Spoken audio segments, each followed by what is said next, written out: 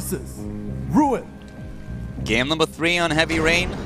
The map of choice of Sleep, who lost the last game on Frost. Now we are in our 3rd game and the final game between the two of them. The KT Rolster player starting to the top here.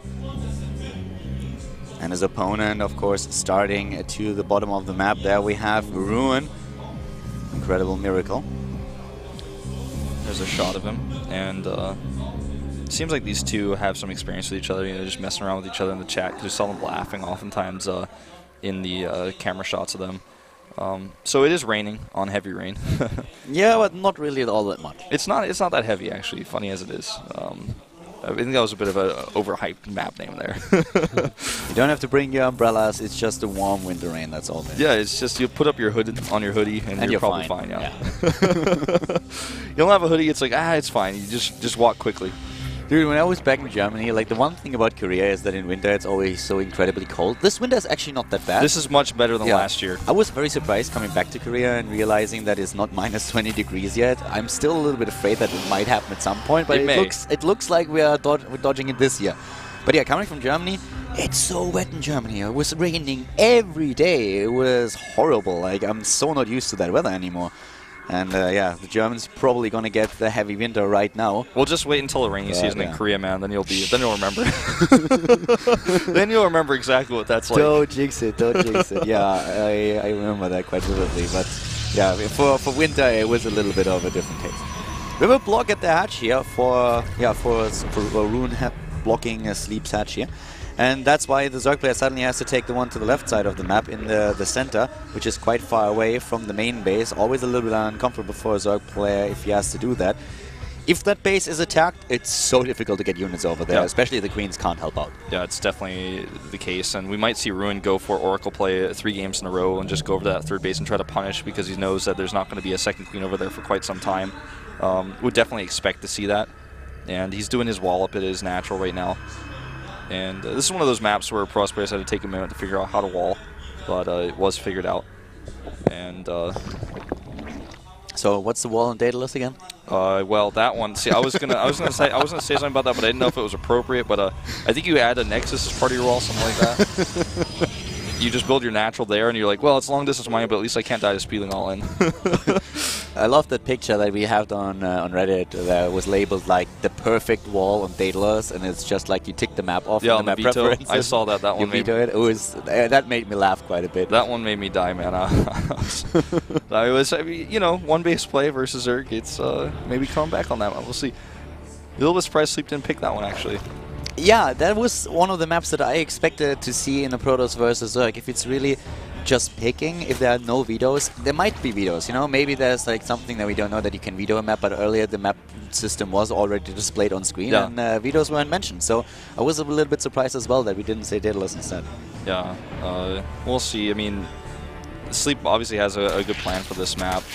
This map, I mean, we didn't talk about it all too much yet. The 4 bases that you can take on this are not too far away. As a Zerg player, Sleep has already secured 3, and he takes the one that's a little bit closer, just a little bit far away from his main base, but the 4th base for him is really comfortable.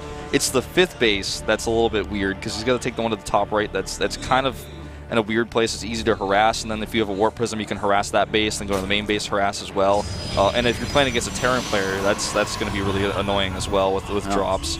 Ruin really likes his Stargate. It's of course like one of the most common builds that we have now against Zerg, but he's really loving that. Wouldn't be surprised to once again see the Oracle coming out. Yeah, I think we will. Maybe he changes up and goes Void Ray first here and tries to take a fast 3rd. But he could go just for the simple Phoenixes and try to harass a little bit and take the Overlords down and make sure that the scouting information of Sleep are limited in the game now. But yeah, in the last 2 matches, last 2 maps, he chose the Oracle to do a little bit of initial harass. And with the Stalker and the Zealot moving out, that could really complement his army size on the map and his harass quite well. Yeah, this is exactly what you said, a Phoenix. And if the Stalker and the Zealot could poke a Queen, do some damage, weaken the Queen for later Phoenix harassment, or even force a lot of Zerglings to be made instead of drones, that's really good for him. And he makes 8 Zerglings here. Yeah, he moves back a little bit. I was actually a bit surprised that he didn't go to attack the third instead of the natural. And the one thing that we do not see is speed in the game just yet. Something that, of course, Ruin doesn't really know. Does Sleep know that +1 is being researched right now? Because I don't think he does actually know that there's +1 researching at that forge, and that probe is over there at a very dangerous place to make forward warp ends. That's actually true. I don't think he realized that yet.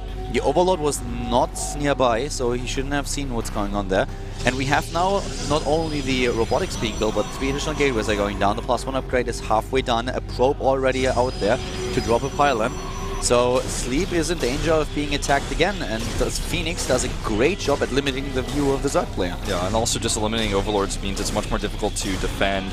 He makes 13 drones right now, Sleep does. He only has 13 Zerglings on the map, slow Zerglings at that. And the harassment could be a big problem here with the Zealots being warped in. That's 62 harvesters that he has already, a lot of Spore Crawlers. 6 Spore Crawlers, 2 per base. He is really expecting a heavy commitment here. Yeah, he expects a heavy air commitment on this base, and with 2 Spore Crawlers you can actually defend the entire mineral line, including the 2 extractors. So this is when you want to be super safe. And we have a bunch of Phoenixes, so they start to do some damage, but the ground army is what I'm really worried about. He lifts 3 drones, but only has 3 Phoenixes, so the drones are sitting there like, oh, thank God. He's warping in Zealots actually slowly but steadily over the left pylon. Doesn't have a very forward warping point, but this is going to do...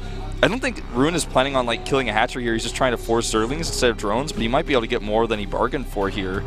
There's another pylon being warped in just in case he's actually able to get a lot done. Well, he wants to do some damage, that much is certain. He already has have 5 Phoenixes that will take down Queens if they move in too fast. He's going straight for those Spore Crawlers. He wants to open the path for the Phoenixes. Yep, and now he starts fighting the drones a little bit. Good micro here by Sleep, actually. Stop microing to eliminate the ability to attack those Spore Crawlers.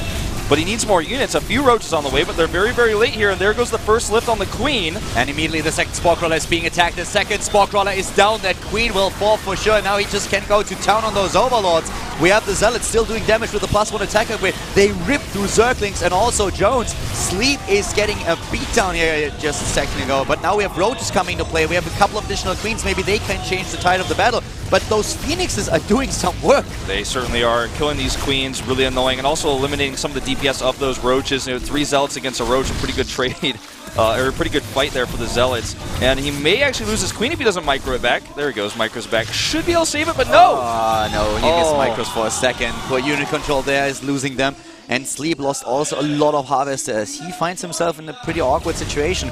He droned up quite heavily in the beginning, so it shouldn't be too bad. He's still at 63 drones, but this is definitely Ruin starting to pressure down on Sleep. Yeah, he only has 3 roaches, still finally now up to 8. But he's making all these roaches instead of drones, where he goes down to 59 harvesters, may even lose more. He's going to lose his Queen again here. The Phoenixes don't even have to participate, but they do just to secure that kill. Yeah, securing the kill, and the Spore Crawler is not going down. The Zealot dies first. But this is a lot of pressure that we see coming from Ruin, and he takes the third base behind this. Now that he has also the first Colossus in the game, range has been started, and we have Void Rays. Very aggressive game by Ruin. And look at Sleep's production tab. He's got a Hive and Pathogen Glands on the way, both of which are not going to be too useful with only 10 roaches on the map and not a whole army to support. I mean, you can't just make Infestors from here. You can't really get Vipers out to be useful without anything on the ground to help them. And this third base is basically, like you said, coming up here for free. I mean, he's done it while he was attacking with those Zealots.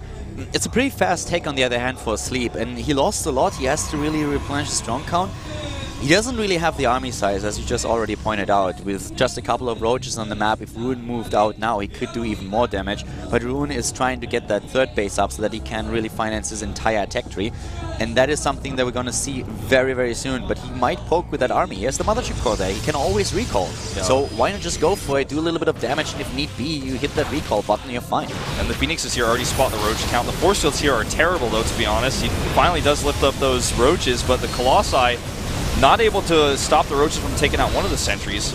I mean, this is just way too much Protoss, regardless of the force fields there. I actually think the force fields were more meant to prevent those roaches from escaping. Yeah, that's actually correct. Now that I think about it, I think you're right. I mean, he knew he had the superior force, and he just wanted to shut that down as fast as he could. Definitely not self-preserving for the Phoenix, or rather for the Sentries, but yeah, probably the right choice there to eliminate those roaches. And this is just so much Protoss army here, 60 to 51 in the composition. What are you going to do against those Colossi if you do not have any air units? You do not have a single Corruptor with your army, and even if you do, there are Void Rays on the way already. I'm a bit surprised that Ruin doesn't try to do more damage now that the range upgrade is done and that he has 2 Colossi. I think he could really put a little bit more pressure on his opponent. I agree with you, and if he knew about this 4th base, he might consider attacking that location as well, just to force a cancel here. The thing is, as long as there are no Corruptors, as long as there's no anti-air, a recall is always an option. Yeah.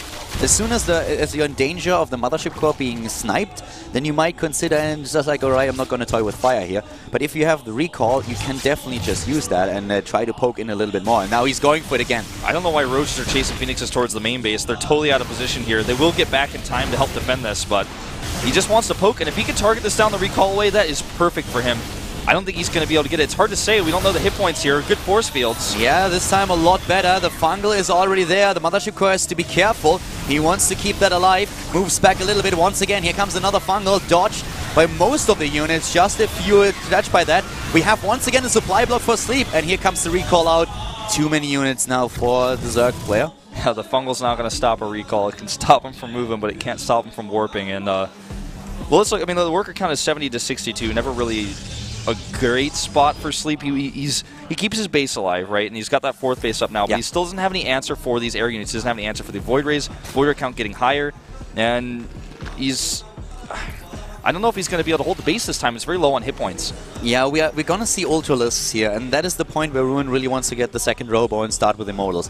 But it's not going to be a factor just yet, so Ruin might end the game before that happens. But if Sleep can hold on a little bit longer, the Ultralisks are going to go a long way for him if they are there with the upgrades. But for now, we have the Protoss player pushing in, the Zerg trying to defend with additional Fungals, moving in once more. But those Colossi are a huge problem, as we pointed out earlier, and now the Stalkers are just going to the front, taking everything down, and this looks horrible for Sleep. Yeah, even the Infestors being lifted up by the Phoenixes. Now he's down way in supply. Army supply 107 to 49. He wanted to transition to his Ultralisks, but Sleep did not have the time to do it. Ruin didn't give it to him. Now this base is gone, but more than this base is gone, the game is gone. GG, and look at Sleep's face. I don't think he can believe what happened there. I mean, he was leading in the series with a 1-0, and then Ruin, just with the aggression, game number 2 and game number 3 takes the series.